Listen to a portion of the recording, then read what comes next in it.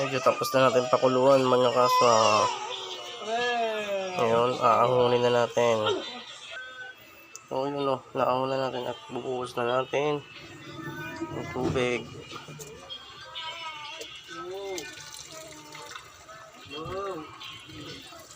Uy, sumama pa. Pero okay lang at malinis naman yan. Ayan, so yun mga kaso, gagayatin na natin siya.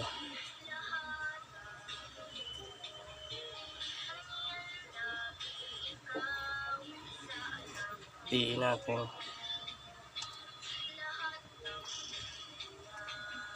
Pag mainit.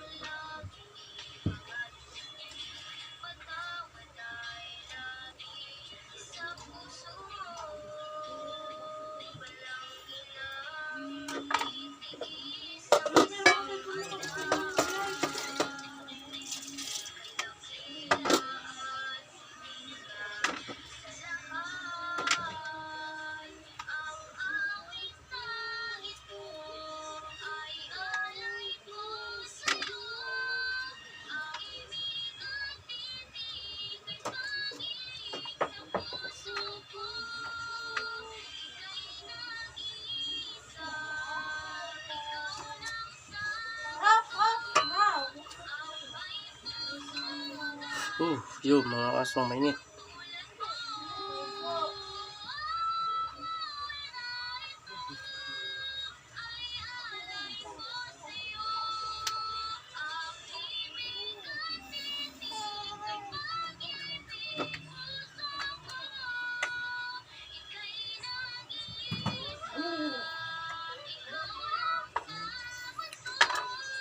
So yun, update mo na lang kayo kaibigan pag linuluto ko na.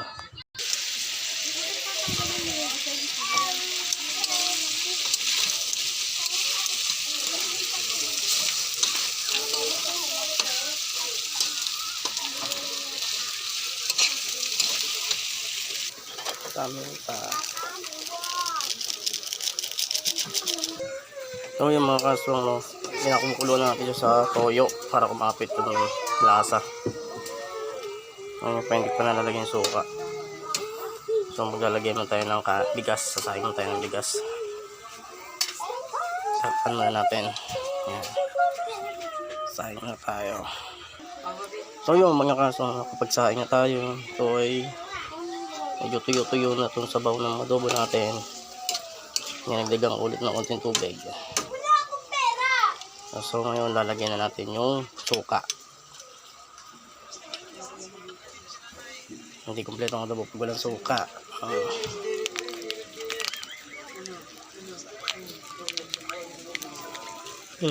Asim. Asim.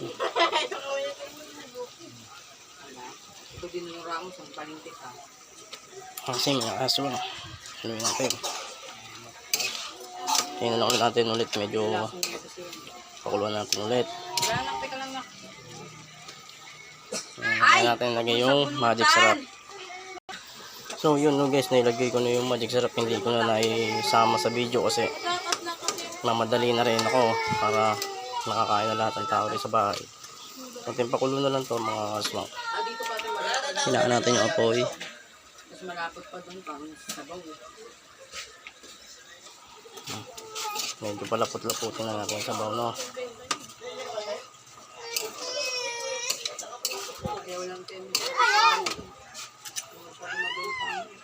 So yan. Medyo luto na siya, no? Medyo malambot-lambot na rin. So yun mga kasong, tapos na. Luto na, no? Tingnan natin yung sinaing na lang hindi pa. Okay.